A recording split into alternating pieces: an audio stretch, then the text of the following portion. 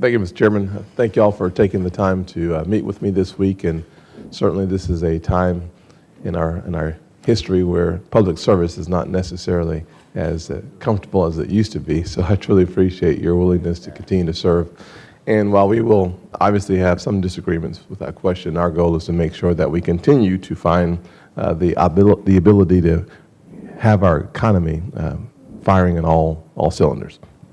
When I think about the recent days, it seems to me that the rule of law has been under attack. We've seen in the news the IRS, we've seen the AP phone records scandal, the HHS, and these issues have undermined the confidence that the American people should have in their government. And when I think about the NLRB over the past few years, this seems to be a board that has been about picking winners and creating losers through its decisions in the two rules. The NLRB should be a neutral arbitrator, an impartial and unbiased board protecting the rights of both the employers and the employees. But instead, the board has become an activist board from my perspective. Several examples of such, when we look at things like the rule on deducting union dues even after the agreement has ended, it appears to me that there's a theme that suggests that we are no longer looking at an impartial board, but a board that has within its intent the desire to create an outcome. Forcing employers to continue to deduct union dues after a bargaining agreement has expired seems to me to overturn 51 years of precedence. A second issue that we just discussed was the case of micro-unions. As few as 2 employees with the same classification having an opportunity to form a union seems to strip away some of the opportunities and the authority of the employers.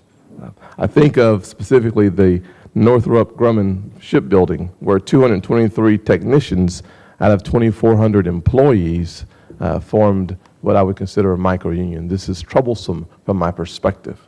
Third example is the courtesy work rules. I think that was the case where a motor company, Carl's Motor Incorporated, had a courtesy rule that was struck down, and this was, to me, just a common sense rule. As a former employer, I will tell you that this just is mind-boggling from my perspective, and I'll read what the rule was.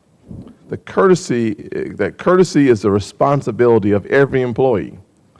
Everyone is expected to be courteous, polite, friendly to our customers, our vendors, our suppliers, as well as to their fellow employees. No one should be disrespectful or use profanity or any other language which injures the image or reputation of the dealership. But the board found this to be unlawful, contending that employees would reasonably believe that this it prohibits statements of protest or criticism of the employer. That to me just boggles the mind, when in fact the common sense courtesy rule has been the practice forever in business. You want your employees to be as courteous as possible, and yet that simple rule was struck down and found to be unlawful. I think of the notice of posting rule that requires the display of posters making sure that employees know that they can join unions. It would seem that if you were looking for a balanced approach, not picking winners or losers, that you would have a poster that said that you could decertify your union as well. Fifth example would be the ambush or the quickie elections. We see the average election, I understand it takes 38 days, and yet with the ambush elections, we whittle it down to 10 days. That does not provide the employer or the employee to go through the process of making a sound decision. And finally, I know this is not a case that the NLRB, the board itself, decided on, but without question, when you look at the opportunity to create a better economy, without any question, we look no further than the Boeing case, when the General Counsel made a decision to try to shift jobs away from one state to another state. My question to you is, how can we expect the board to return to being a neutral arbitrator when there are so many examples of anything but an impartial application of the law. Mr. Pierce? Thank you. I respectfully disagree with the premise of your question that we are not a neutral arbitrator. We have been a neutral body, and I speak for my colleagues to say that this board has made its decisions with full integrity. Remember, half of my career, I was a field attorney with the National Labor Relations Board. That's what I did. I enforced the act.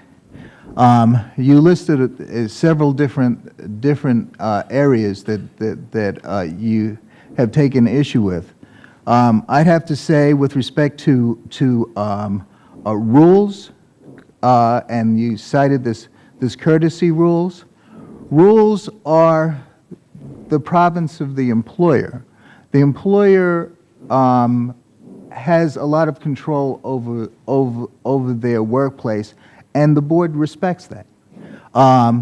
Any rule, however, that is so vague as to infringe upon or tends to infringe upon the Section 7 rights of their employees to engage in protected concerted activity will be considered, scrutinized, and considered problematic if a reasonable employee can conclude from reading that rule that the protected activity under the law, a law decided by Congress, the protected activity under the law would be curtailed. Thank you, Mr. Pierce. Let me just end with this, sir. I want to once again read this rule. That, to me, it's just interesting that your response. Courtesy is the responsibility of every employee. Everyone is expected to be courteous, polite, and friendly to our customers, vendors, and suppliers, as well as to fellow employees. No one should be disrespectful or use profanity or any other language which injures the image or reputation of the dealership. I would simply suggest, sir, that this I would not consider vague, and I do not see how this has to be struck down or found unlawful. Thank you, sir. Thank you, Senator Scott.